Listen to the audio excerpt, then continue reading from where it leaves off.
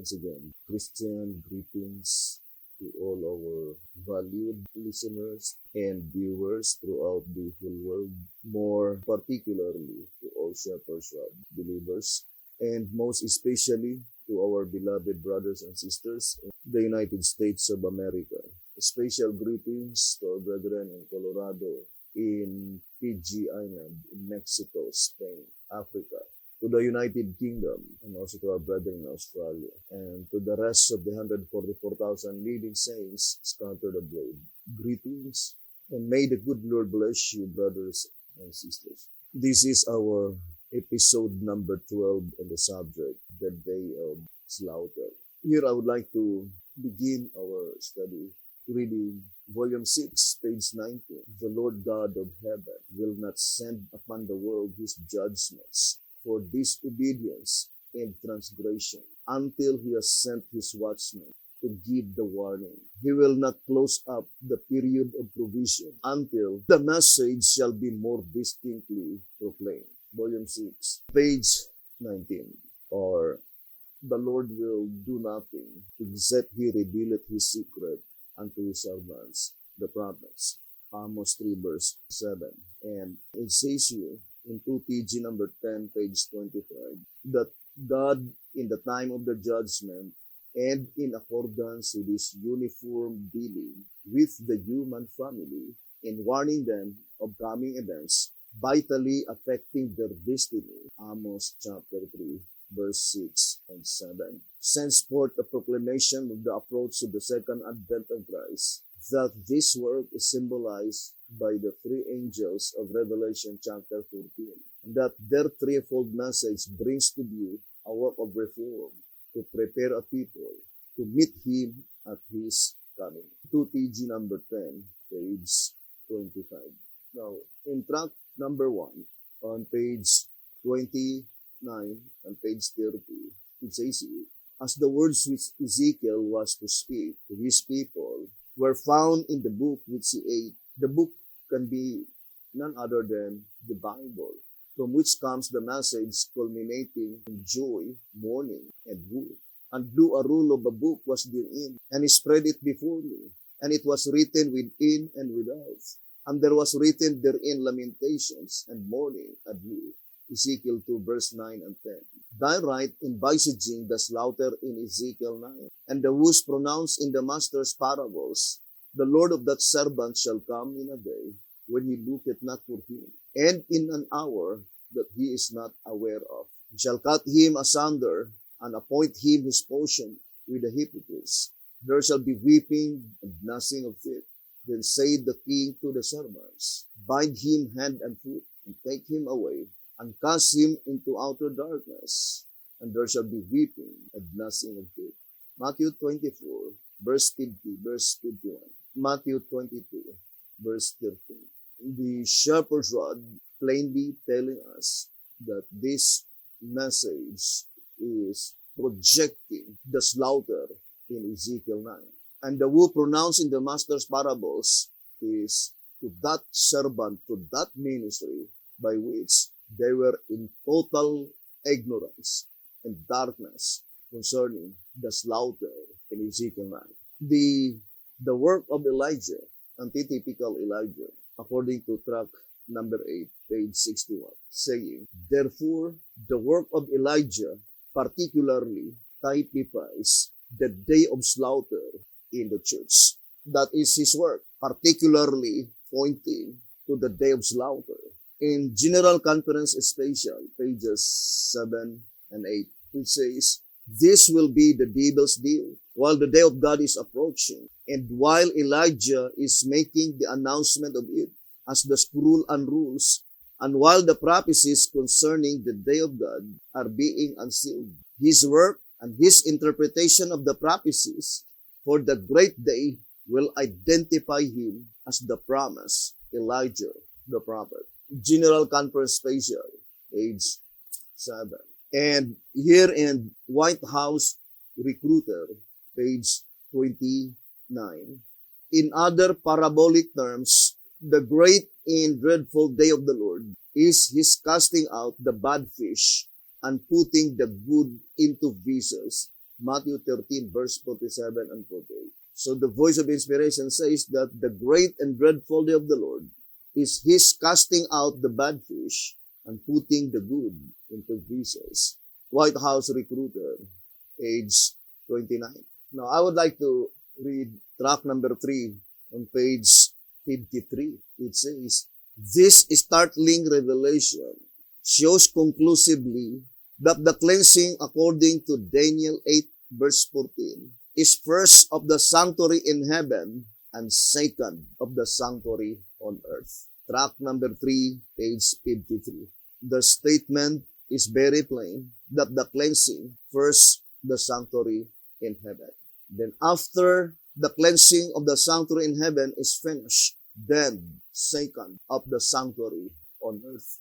We call the cleansing of the sanctuary in heaven as the spiritual side, but the cleansing of the sanctuary on earth is the material side. But the shepherd's rod is very plain that the cleansing first in heaven and second on earth, perfectly corroborating to the statement in answerer number 5 that the first aspect of the judgment is bookwork, both to the dead and to the living.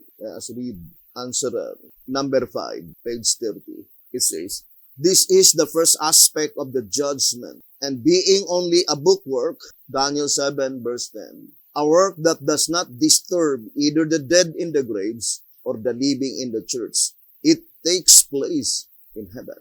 So the first aspect of the judgment is bookwork. And concerning the cleansing, let us distinctly separate the cleansing in the holy place and the cleansing in the most holy place. The cleansing in the most holy place is blotting out of sins, the sins of the righteous.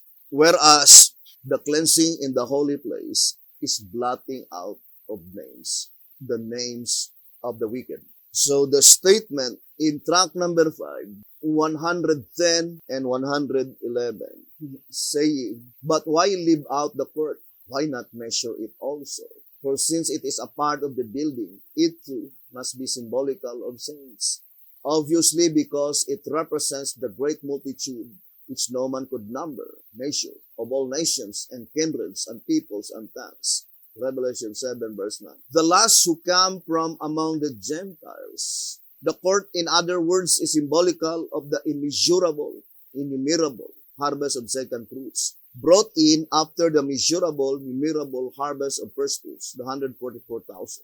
It is not measured, meaning investigated, because it represents those among whom there are no bed to be cast out.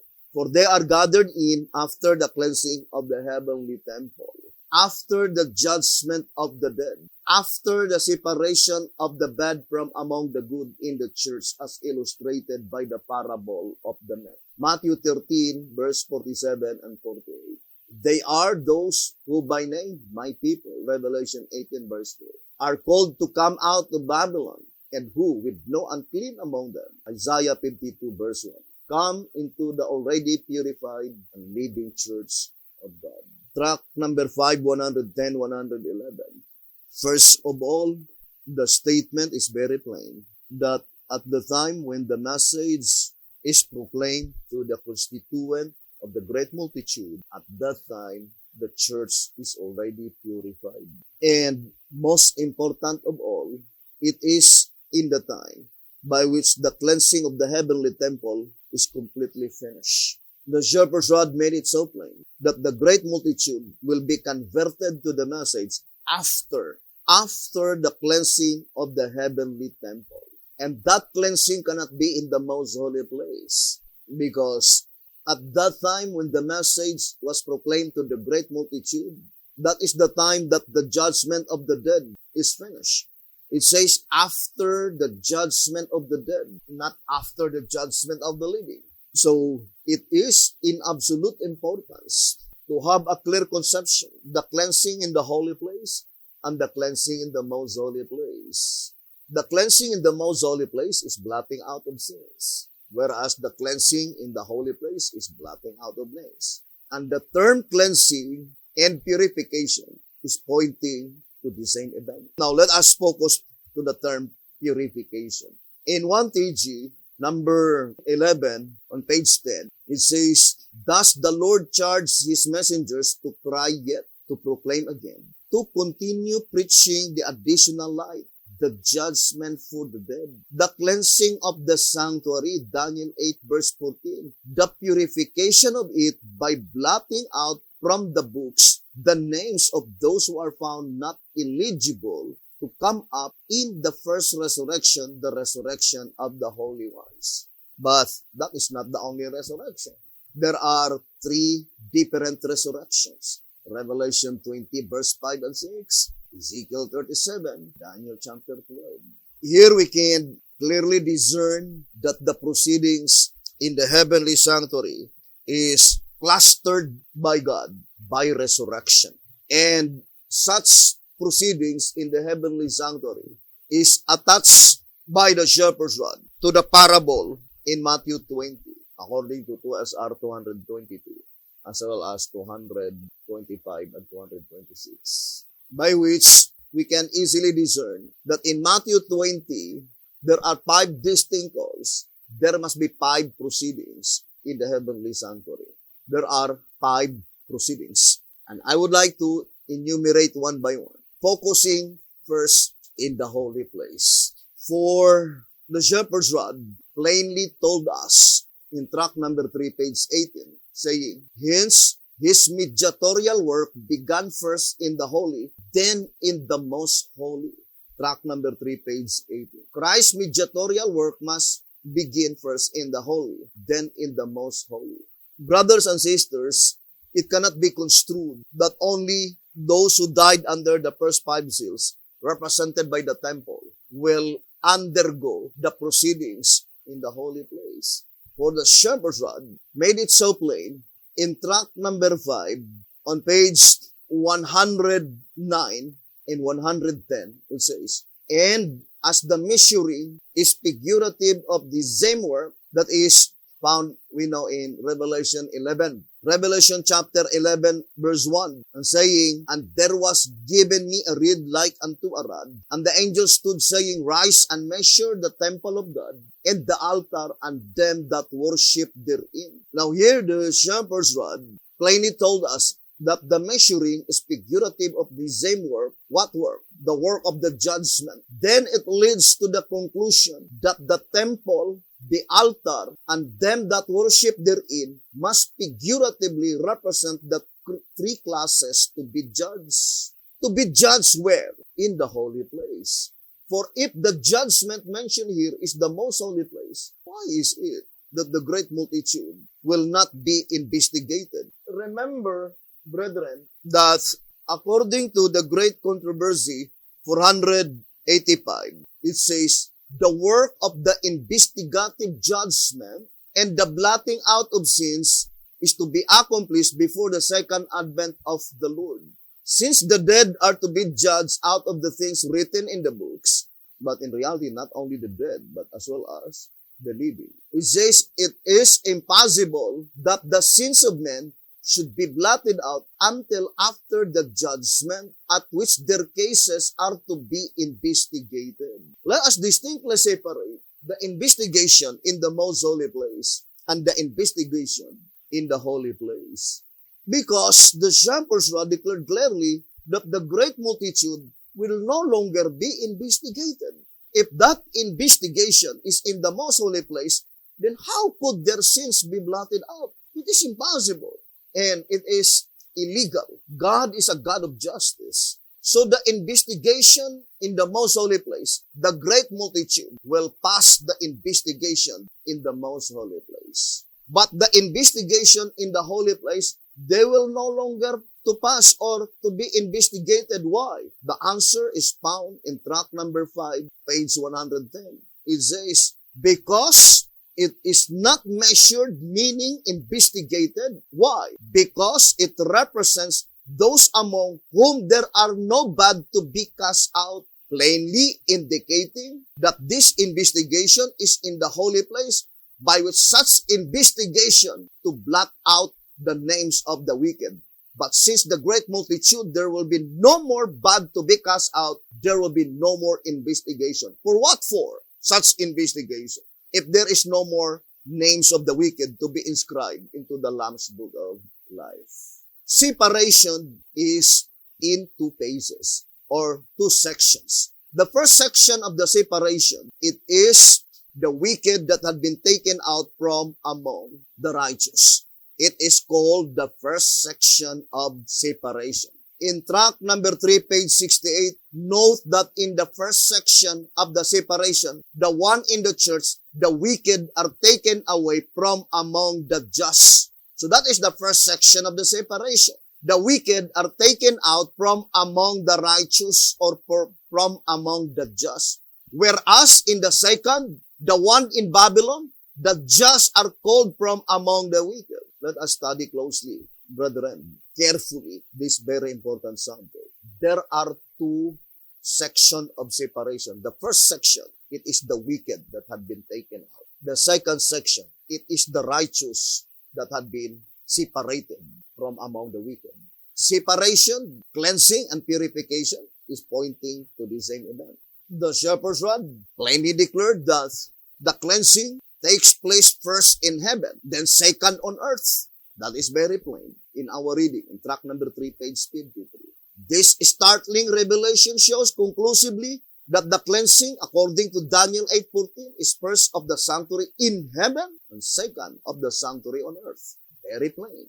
So, the statement in tract number 3 arranged in perfect order, saying, tract number 3, page 73 and 74, being the day of atonement in type for both the dead and the living, this service of the earthly tabernacle therefore projects the day of atonement in its antitype, the cleansing of the sanctuary in heaven from unworthy names in the books, and the cleansing of the church on earth from its unconverted and unstable members, thus bringing the time, first, clean books, bringing the time of clean books, and then clean church, and then clean people. So the very first cleansing is in the heavenly sanctuary. The church on earth cannot be cleansed not until the books in heaven will be completely cleansed. That is God's program. Now, concerning the cleansing in the heavenly sanctuary, the first section of separation, blotting out the names of the wicked, according to the shepherd's rod. Tract number 3, page 68. The first section of the separation, it is the wicked that have been taken out from among the righteous. And that is called the day of reckoning. Now here in tract number 3, page 8, it says, so there must come a day of reckoning, a day when the names of those who are found unworthy of eternal life will be blotted out of the Lamb's Book of Life, a proceeding for which the only correct term can be investigative judgment. Blotting out of names, brothers and sisters, must pass first investigation. What investigation? In tract number 5, on page 108, it says, the investigative judgment decides the cases of those who have professed faith in God and who in consequence have had their names recorded in the books. Daniel 7 verse 10. But some of whom have not endured to the end, it determines which name shall be retained and which shall be blotted out. So not until the investigation is completed, the sanctuary cleansed from unworthy members, will the books show the exact number of names that will be retained and accounted worthy of life eternal. Tract number 5, page 108. Now, just to make a simple illustration, the first section of separation is the wicked had been taken out from among the righteous. For example, this is the Lamb's Book of Life, not sealed with 7 seals, mixed multitude. The shepherd's rod declared clearly in tract number 3, page 7, reason for the judgment that not every name that has been entered in the Lamb's books will be retained there, is borne out with sad conclusiveness by the following scriptures. And the Lord said unto Moses, whosoever hath sinned against me, him will I blot out of my book. So who are they whose names to be blotted out in the Lamb's Book of Life? Those who sin against God. And that is called the sin against the Holy Ghost. And what is the sin against the Holy Ghost? Rejecting present truth. speaking evil to the message. To SR 198, the rejection of light in present truth is the sin against the Holy Ghost. And also in 1TG number 5, page 80. Now, the voice of inspiration says that not all names that had been recorded into that book will be retained there. It says in the next paragraph on page 7, accordingly, the books contain the names of a mixed multitude, both those who stood firmly in the faith and continued patiently to the end, and those who did not. Said Christ, he that shall endure unto the end, the same shall be saved. But those who do not endure shall be lost. Endure to what? Continue accepting the light sent by God from heaven to His church. Now, it says here in page 9, track number 3, for in the investigative judgment, the books are opened, and the deeds done in the flesh are brought to light for a final reckoning before the Ancient of Days. All who have stood fast to the end will then forever have their sins blotted from the books and their names retained therein, while all who are not overcomers will then forever have their sins retained in the books and their names blotted therefrom. Track number 3, page 9. Now, I would like to show to you a simple illustration. The shepherd's rod made it so plain that the first section of separation is blotting out the names of the wicked among the congregation of the righteous, or blotting out the names of the wicked in the Lamb's Book of Life. That is the first section of separation. Now, I would like to illustrate, brethren, just a simple illustration. October 11, 1843. That is the Bible calendar. In Gregorian, it is October 22, 1844. The commencement of the investigative judgment. This is October 10, 1844. Bible calendar. In Gregorian, it is October 16, 1845. Now, let us distinctly separate the investigative judgment in the most holy place and the investigative judgment in the holy place. The investigative judgment in the most holy place is for blotting out of sins. Blotting out of sins. But the investigative judgment in the holy place for blotting out of names. But the first section of separation is blotting out the names of the wicked in the Lamb's Book of Life.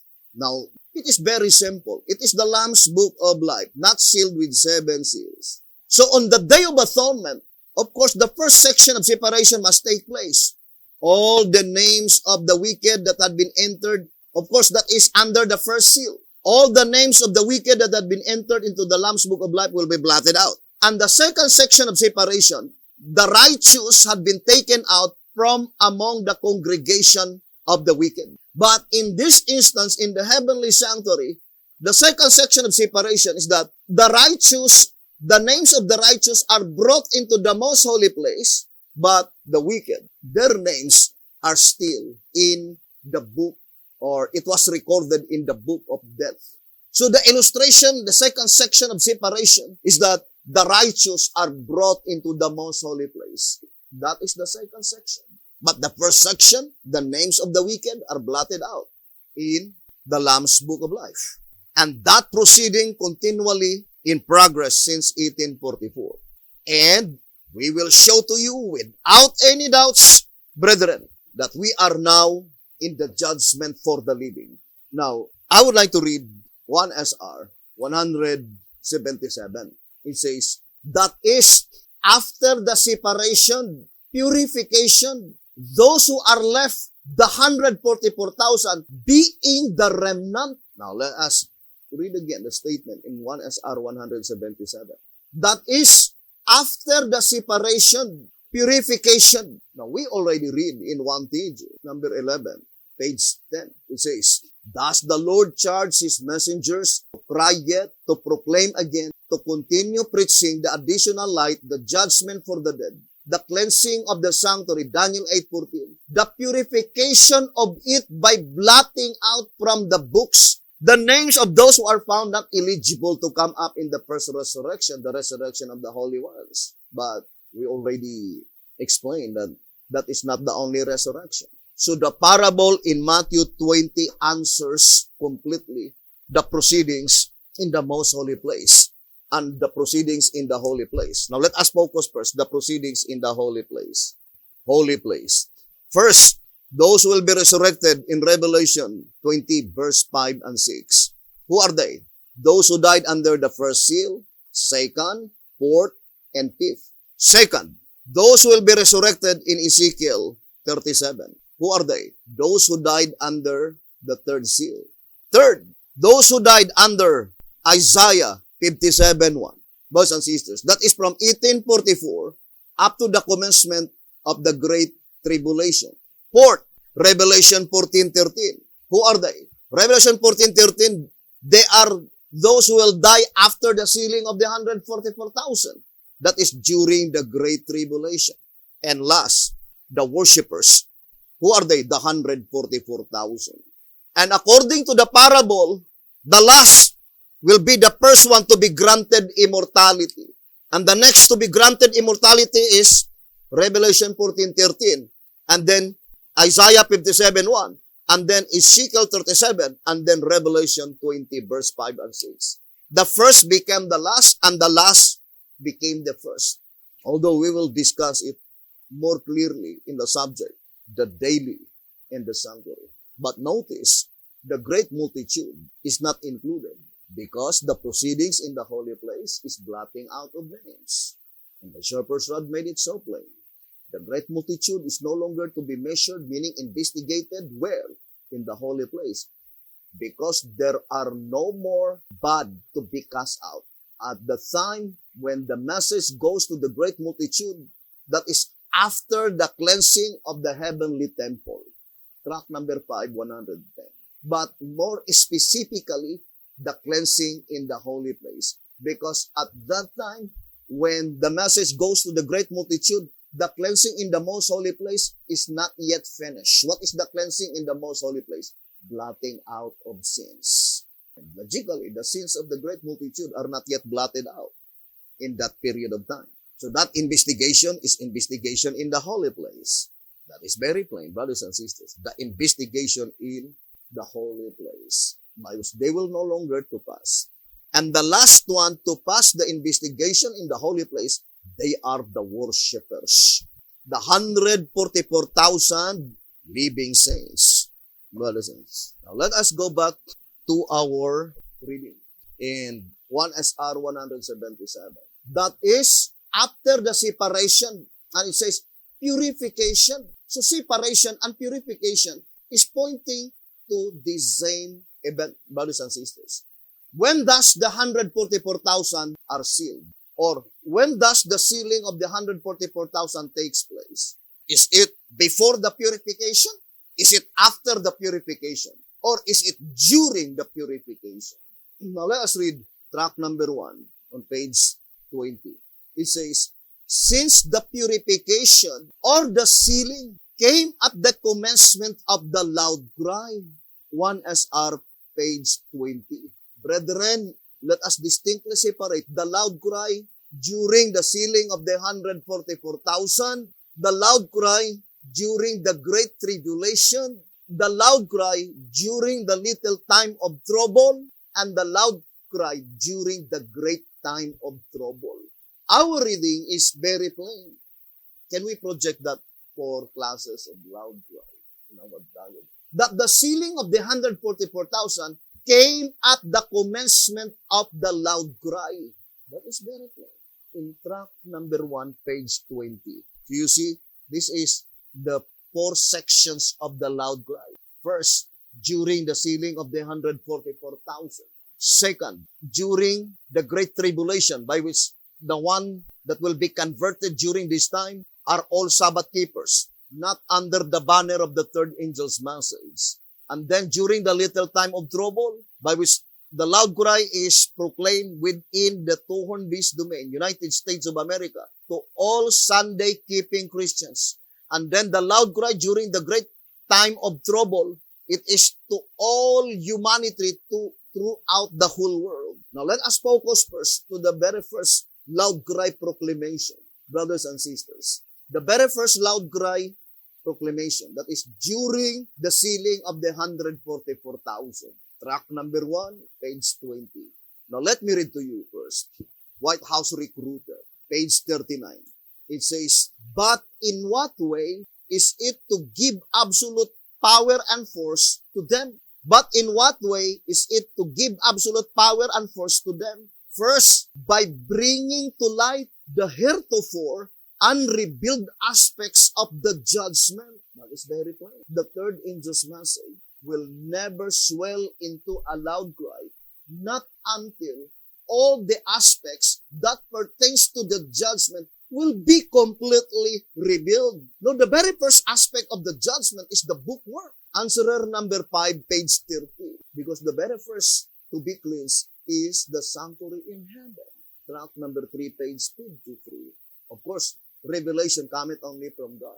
So the statement, the description of the 144,000 that they follow the Lamb, whithersoever he goeth, plainly indicating that they have complete understanding concerning the proceedings in the heavenly sanctuary. From start to finish, to understand the book of Revelation, as stated in track number 15, page 13, it says, both seers distinctly declare that the event which they saw was the judgment. The difference between the two scenes is that Daniel was led to look into the sanctuary while preparations were being made for the judgment to convene, whereas John was led to look into the sanctuary after the judgment had been set up. In fact, John not only saw the judgment in progress, but he saw the whole proceeding from start to finish.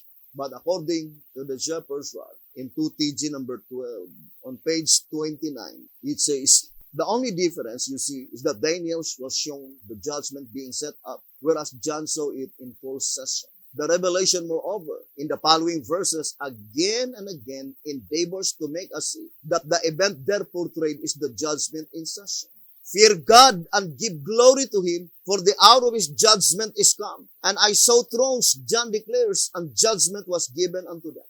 John truly paid it as a prophecy, but when it actually takes place, then God's agency on earth, the spirit of prophecy in the church, is to proclaim that the event has actually taken place. Since the records of both the dead and the living, the statement records meaning bookwork transaction. Since the records of both the dead and the living must be reviewed by the judicial tribunal, the first angel's message, Revelation 14 verse 6, must be proclaimed in both periods, in the period of the judgment of the dead and by a loud cry in the period of the judgment of the living. Loud cry. Ponder deeply this statement in 1TG number 15, page 19 and 20.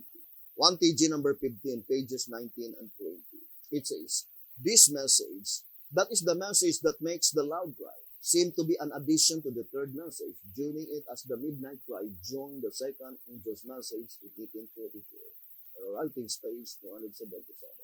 And on page 118, we read, I then saw the third angel, said my accompanying angel, careful is his work, awful is his mission. He is the angel that is to select the wheat from the tares, and seal or bind the wheat for the heavenly garner. These things should engross the whole mind, the whole attention.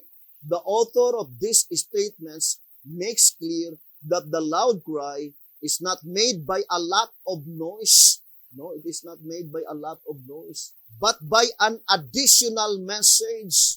And that the third angel's message in the end of the world, not the end itself, selects the wheat from the tares. Who among you would be foolish enough to close his eyes and ears to the testimony of the prophets, and at last in consternation cry out, the harvest is past, the summer is ended, and we are not saved. Jeremiah 8 verse 20. 1TG 15, page 19 and 20. So, I do fully believe that that is pointing to the first section of the loud cry. That is during the sealing of the 144,000 on earth. Now, when does the sealing of the 144,000 begins? Let us read again. Early writings, page 38. It says, I saw 4 angels who had a work to do on the earth, and were on their way to accomplish it. Jesus was clothed with priestly garments. He gazed in pity on the remnant, then raised his hands, and with a voice of deep pity cried, "My blood, Father, my blood, my blood, my blood." Then I saw an exceeding bright light come from God, who sat upon the great white throne, and was shed all about Jesus. Then I saw an angel with a commission from Jesus, swiftly flying to the four angels who had a work to do on the earth, and waving something up and down in his hand, crying with a loud voice, "Hold, hold, hold, hold, until the servants of God are sealed in their foreheads." I asked my accompanying angel the meaning of what I heard, and what the four angels were about to do. He said to me that it was God that restrained the powers, and that he gave his angels charge over things on the earth, that the four angels had power from God to hold the four winds, and that they were about to let them go. But while their hands were loosening and the four winds were about to blow, the merciful eye of Jesus gazed on the remnant that were not sealed. And he raised his hands to the Father and pleaded with him that he had spilled his blood for them. Then another angel was commissioned to fly swiftly to the four angels and bid them hold until the servants of God were sealed with the seal of the living God in their foreheads. Now, brethren, if you are a full-fledged shepherd's rod believer, this is the definition given by the shepherd's rod to the word remnant. 1 SR 102. What constitutes the remnant? What constitutes the remnant? The definition of remnant is that which is left after the separation, removal, or destruction of a part. But it was answered in 1 SR 177. That is, after the separation, purification, those who are left, the 144,000, being the remnant. Who are they, the remnant? The 144,000. When? After the separation, after the purification, which is the very first to be purified. Heavenly sanctuary, according to tract number 3, page 53. And the shepherd's rod made it so plain. In 1 TG number 11, page 10, it says, the cleansing of the sanctuary, Daniel 8:14. The purification of it by blotting out from the books the names. What is purification? Blotting out the names, of course, the names of the wicked. That is Daniel 8:14. Now, let us read again the statement. In tract number 3, page 53, concerning Daniel 8:14. It says here, this startling revelation shows conclusively that the cleansing according to Daniel 8:14 is first of the sanctuary in heaven and second of the sanctuary on earth. That is very plain, brothers and sisters. And it is called the great and dreadful day of the Lord, according to White House Recruiter, page 29. It says, in other parabolic terms, the great and dreadful day of the Lord is his casting out the bad fish, meaning blotting out of names. The shepherd's rod is very plain, brothers and sisters. In 1 TG number 6, on page 38, saying, it is obvious that they escape the destruction of these sinners in the church. And the quotation is Isaiah 4 verse 3, and it shall come to pass that he that is left in Zion and he that remaineth in Jerusalem shall be called holy, even everyone that is written among the living in Jerusalem. Written, pointing to the bookmark, written among the living. Therefore, Isaiah 4 verse 3 directly applied to the blotting out of names among the congregation of the living, by which the voice of inspiration is very plain. In 2 SR 164, it says, while the investigation for the congregation of the dead is in progress, there can be no separation among the congregation of the living. Blotting out of sins never called as separation. Blotting out of sins is called purification, but never been called as separation. So the statement very plain. While the investigation for the congregation of the dead is in progress, meaning not yet finished, there can be no separation among the congregation of the living. Now let us go back again to the reading. In 1 TG number 6, page 38, it says, only the holy ones, those whose names are left written in the book. So the same with 1SR 177. They are called remnant, the 144,000, because they had been left after the separation, after the purification. The statement in 1SR Pocket Edition on page 9 saying, and how can one escape the slaughter? And how can one escape the slaughter unless one knows what the sealing, what the marking is, when it is, and where it is to be? This last question saying where it is to be, in reality, is very important because almost all the Bedean shepherds rod believers, the only sealing, the only marking that they know is the sealing of the 144,000 on the earthly sanctuary, by which that is only the material side. According to the vision of the prophet, Sister White, Jesus Christ gazed on pity to the remnant. Early writings, page 38, which were not yet sealed. Why is it that they are called remnant? In spite of the fact that they were not yet sealed, indicates that such pleading of Jesus Christ is after the blotting out of names of all the wicked among the congregation of the living in the heavenly sanctuary. And at that time, the four winds is about to blow. Ponder deeply, brothers and sisters. It is the desire of Satan that if possible, the winds should be blown as soon as possible. But at that time, Jesus Christ gazed on pity with the remnant which were not yet sealed. And let me read to you the statement in track number 15, page 61. Seeing that the 144,000, the servants of God, are not as yet sealed, not yet enclosed, protected, guarded, and ready to take their stand with the Lamb on Mount Zion, but rather are still commingled with the tares. The angels are commanded to forestall the clash. This reading can be easily discerned that the seal of protection will never be granted to anyone, not until they will separate themselves from sin and sinners. Who are the sinners mentioned there? Impenitent sinners. Because many will ridicule us by saying that, are you saying that you are no longer sinners? We are still sinners, but penitent sinners. The impenitent sinners, they are those who are rejecting the present truth. I would like to read again the statement. Track number 15, page 61. Seeing that the 144,000, the servants of God, are not as yet sealed, perfectly corroborating to the vision of Sister White. They were not yet sealed, brothers and sisters. When that event that Jesus Christ pleaded to God the Father, after all the names of the wicked among the congregation of the living had been completely blotted out, and the only names among the congregation of the living that had been left are the 144,000. That is the reason that they are called the remnant. But at that time, after such blotting out of names, they were not yet protected, guarded, because they are still commingled with the tails. Track number 15, page 61. Now let me read to you.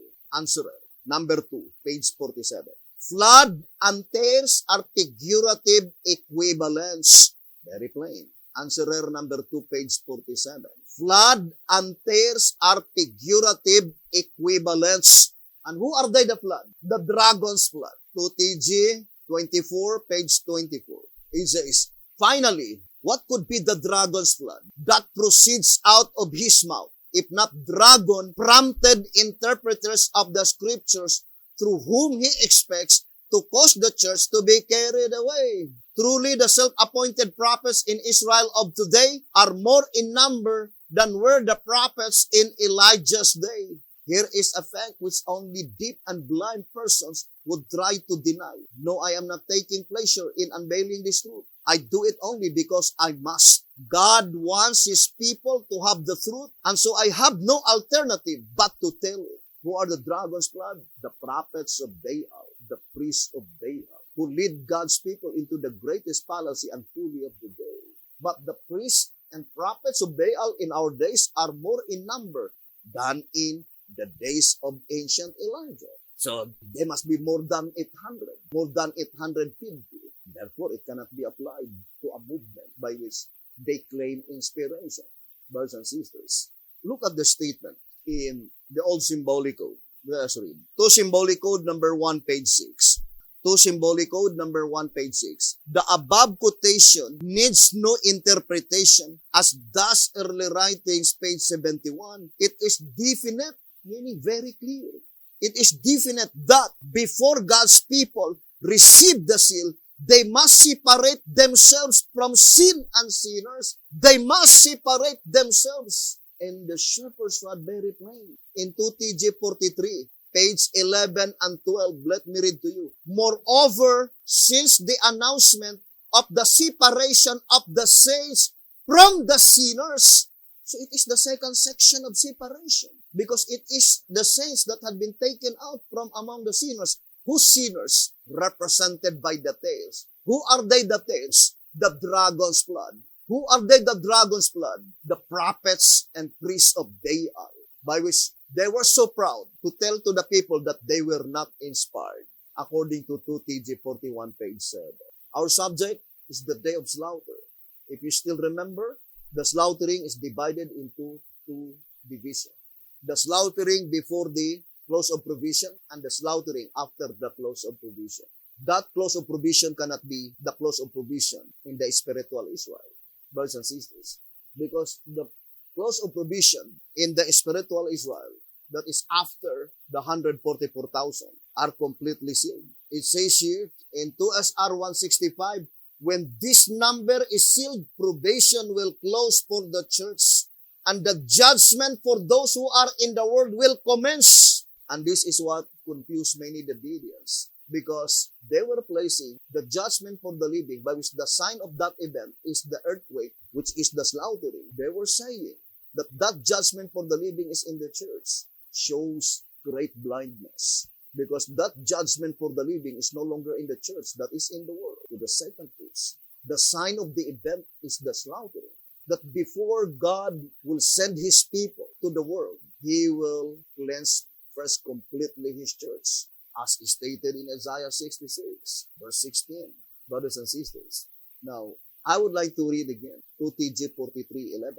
Moreover, since the announcement of the separation of the saints from the sinners originate with the 11 hour sermons, what we can do is only to announce, because God is a God of liberty, a God of freedom, and God cannot accept any homage which is not voluntarily given. But accordingly, in tract number 8, page 21, those who give implicit heed to the call shall have an irresistible desire to come fully into line. What line? The line of truth. Those who give implicit heed to the call, tract number 8, page 21, shall have an irresistible desire to come fully into line and to have the Lord separate them from sin and sinners. The statement to have the Lord, meaning they themselves voluntarily give themselves and allowed God to separate them from sin and sinners. And that is the time that God can grant to them the seal of protection. They alone shall receive the seal of God. And as the first fruits of the kingdom, 144,000 strong stand with the Lamb on Mount Zion. And as the vision given by God to the prophet is stated in 1 SR 222, saying, though such great apostasy and blasphemy has gripped the world, God's church, 144,000 in number, is scattered throughout the length and breadth of the earth without a shepherd, have not bowed a knee to Baal. This statement is still unfulfilled. And it will be fulfilled after that day of atonement, brothers and sisters. That all of them, the 144,000, the mere fact that the description given by the voice of inspiration, that they have no shepherd, meaning they were no longer under the umbrella of any organization. That is very plain. Because if you are under such organization, then this statement cannot be applied. That they have been scattered without a shepherd. But the sleeping multitudes, that is those who remain on that organization, on that movement by which the present truth was not bestowed by God on that movement. The only thing that placed the blood on the doorpost by which the destroying angel cannot enter into that house, meaning into that movement, because there is a blood on the doorpost, or in other words, there is a present truth in that movement. Now, I would like to read track number 2, and I remember that statement in 12 Symbolic Code number 1. 12 Symbolic Code number 1, page 11. I love so much this reading. How plain it is that God is about to do a great thing in the earth that all will know about. Before this message came, we are unable to place all of these events, but how clear they are now. This statement is in reality. Before this message came, we are unable to place all of these events, but how clear they are now. Very clear, brothers and sisters. And according to the voice of inspiration, that when the truth is revealed, it says, for Symbolic Code 10 to 12, page 3, it says, we have also a more sure word of prophecy, whereunto ye do will that ye take heed, as unto a light that shineth in a dark place, until the day dawn, and the day star arise in your hearts. 2 Peter chapter 1, verse 9. This scripture declares that prophecy is the more sure word, that it is as a light that shines in a dark place, and that when it is understood, it makes the subject so plain that its clearness is compared by inspiration as a day star in our hearts. And this is the time that it was completely understood, the statement in track number 3, page 86, and it cannot be mistaken because such proofs are infallible. To repeat again, the only verse ever recorded in the Bible that you can read the statement infallible proofs is found only in Acts chapter 1, verse 3. And it is attached to the 40 typical days. Let us read again. To whom also, Acts chapter 1, verse 3. To whom also he showed himself alive after his passion by many infallible proofs. Many. And we will count at this time the infallible proofs. The word many. To whom also he showed himself alive after his passion by many infallible proofs, being seen of them 40 days, and speaking of the things pertaining to the kingdom of God.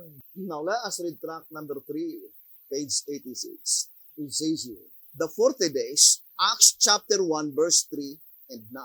From the resurrection to the ascension are consequently typical of the period from 1844 to the fulfillment of the marking and slaying as recorded in Ezekiel chapter 9 and Revelation 7 verse 3 to 8, Revelation 14 verse 1 to 5, respectively. And in Testimonies to Ministers, page 445, Testimonies volume 3, page 266, also early writings, page 270 and 273. Now let us focus to the statement typical of the period from 1844. What is the period from 1844? Cleansing of the sanctuary. Now, brothers and sisters, tell me if you think that this occurrence is only an accident. Let me show to you again. Let me see if I could see that diagram. The diagram, I think, the 40 typical days, the first page. Okay, so this is the very first one. Would you think the statement, the 40 days, Acts chapter 1, verse 3 and 9, from the resurrection to the ascension? When does Jesus Christ was resurrected? April 18, 31 AD. When does Jesus Christ ascended to heaven? May 27, 31 AD. Would you think it is just a mere happenstance that April 18, 31 AD and the commencement of the cleansing of the sanctuary October 22, 1844, 18 plus 22 equals 40? No, it is purpose and design. How many remaining days in April 18, 31 AD? 13. How many number that you need to complete the number 40 in the remaining days 30? You need 27. Let us go to 138, slide 3, the waving in its significance. Now, look at brothers and sisters. In 1844 Bible calendar, pattern number 6, it is April 18. In Gregorian calendar, that is 1845, April 27. Now, I would like to show to you in this little diagram. The type is April 18, 31 AD. That is the resurrection to the ascension, May 27, 31 AD. This is literal 40 days, meaning from April 18, 31 AD, there are 13 remaining days plus May 27 equals 40.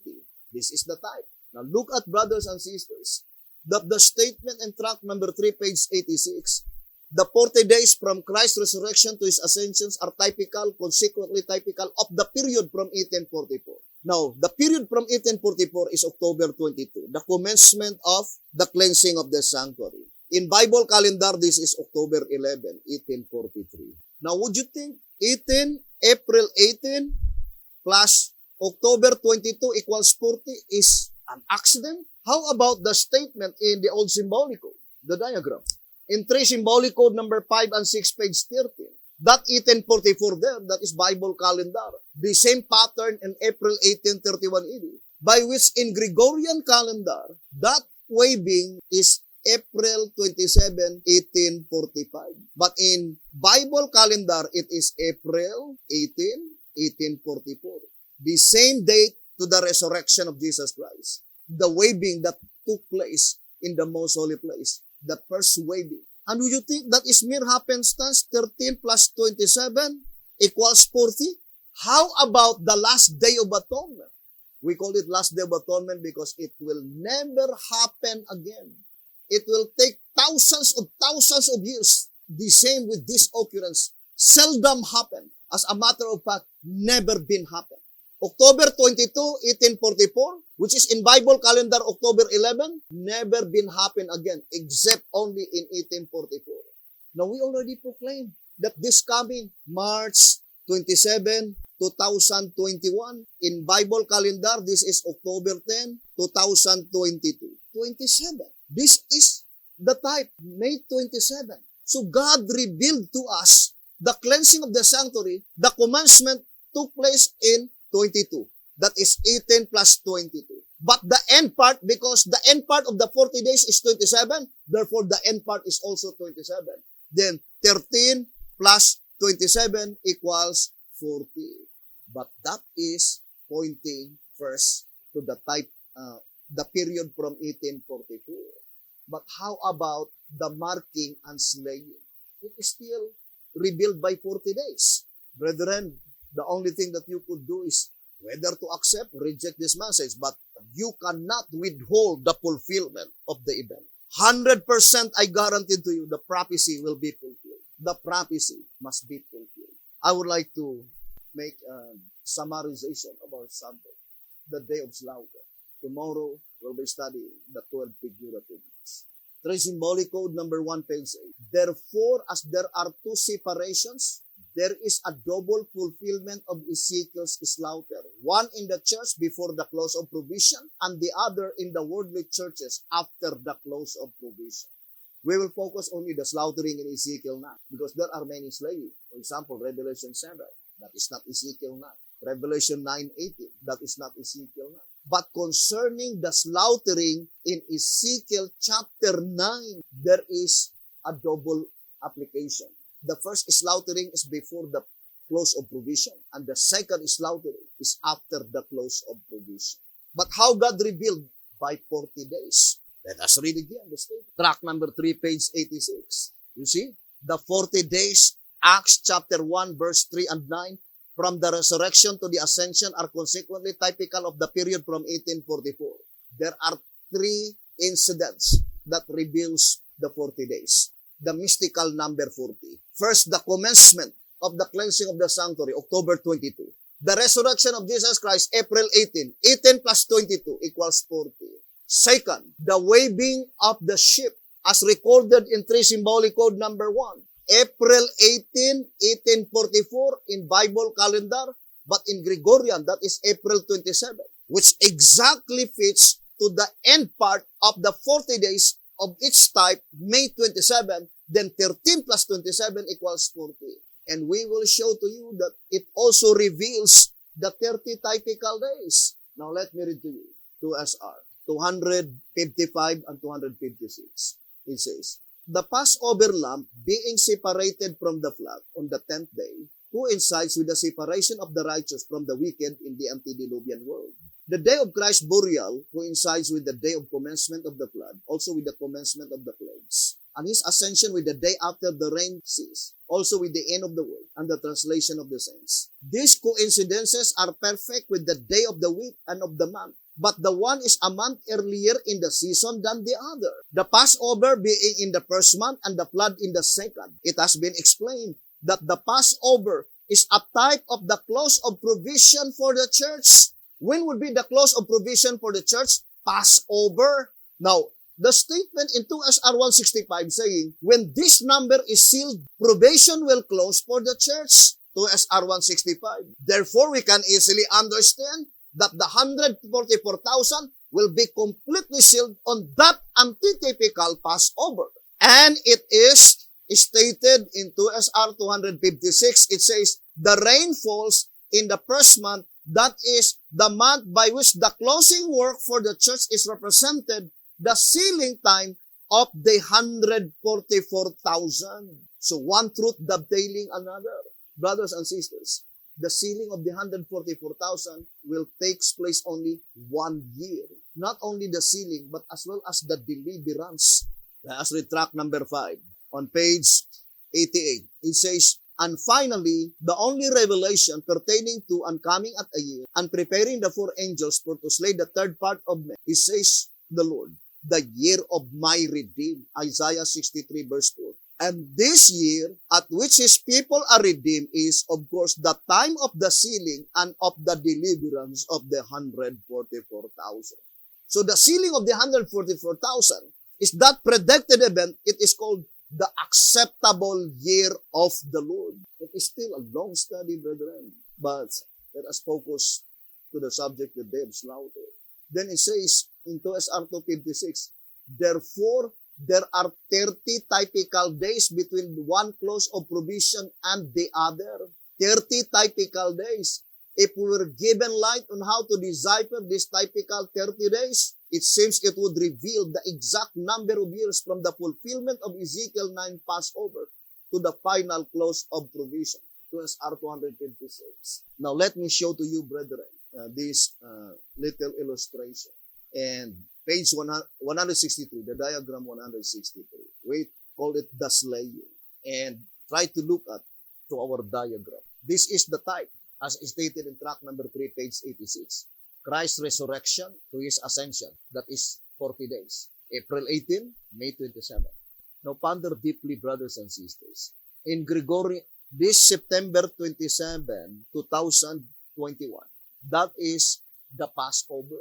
Brothers and sisters, this is the Passover, April 14, 2023. Now, there is no other Passover by which it will make 40 on the type. There are only 3 numbers given in the type, 18, 13, and 27. I would like to show to you. So God is a miraculous God. The type, the number given in the type is 18, 13, and 27. In order, now, for example, it is blank equals 40. Blank equals 40. Blank equals 40. Then you need only here 22 to make it 40. You need 27 to make it 40. You need 13 to make it 40. This is how God revealed, as stated in track number 3, page 86. When does the commencement of the cleansing of the sanctuary took place? October 22. So the statement very plain. The 40 days in Acts chapter 1, verse 3 and 9, from the resurrection to ascension, are consequently typical of the period from 1844. What period? The cleansing of the sanctuary. Commenced October 22, 1844. 18 plus 22 equals 40.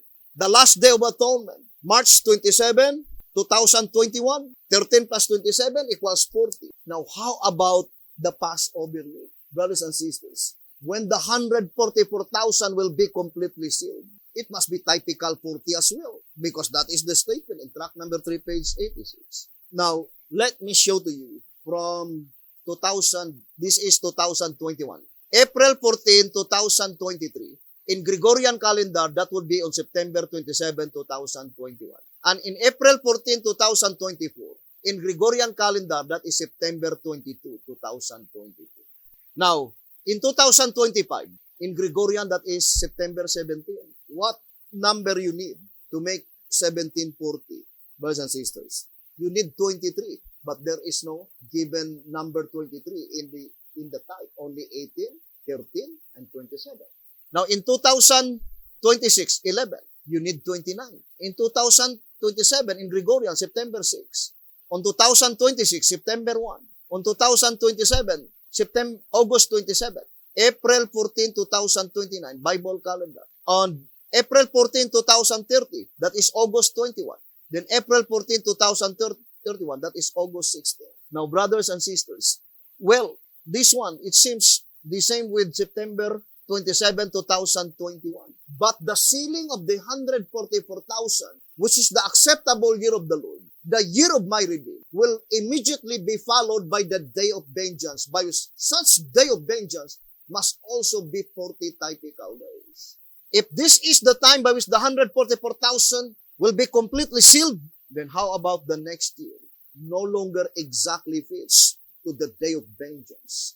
So brothers and sisters, there is no doubt, 100%. Now I would like to show to you. Slaughtering. Slaughtering after the close of provision. Let us put here, close of provision. The slaughtering after the close of provision and the slaughtering before the close of provision.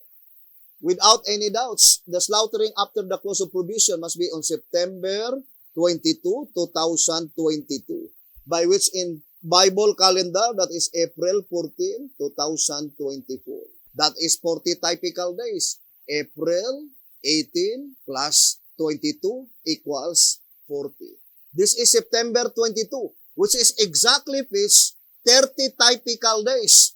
Why? Because September 22 and October 22, it seems only 30 days. Right? Now let us count. Show a Gregorian calendar. Gregorian calendar. Only September and October. Project September and October. So let us count. From here, 22 to here, 22. That is 30 days. Right? Now, let us go. 1. Of course, it is 7. 7 plus 1 equals 8 plus 22. That is 30. From here, 1, then 7, 8 plus 22. That is 30. And there is no other event that coincides with the 30 typical days and 40 typical days except this event. What is another 30 typical days? March 27, the last day of atonement, 2021, and April 27, 1845, the first waving. Brothers and sisters, from April 27 or March 27 to April 27, it seems 30 typical days. But this one is counting backward, brothers and sisters. Reverse order. The same with this one, reverse order. September 22 to October 22. March 27 to April 27. 30 typical days. That is how we decipher the 30 typical days. Then for sure, September 27, 2021, brothers and sisters, in that night, the fulfillment of that parable of Jesus Christ. The rapture mentioned in that reading, without any doubts, it will be fulfilled on that very year, September 27, 2021. So, we will continue that subject, but next time, it will be explained on the subject, the 12 figurative months. So, hoping, brethren, the Lord would bless us and would help us. Tomorrow, we'll try to produce a diagram to portray the event on its proper order. So, to repeat again, the slaughtering, Ezekiel 9, after the close of provision, that is September 22, 2022. The slaughtering before the close of provision, that is September 27, 2021. We will continue this subject. May the good Lord bless you and have a wonderful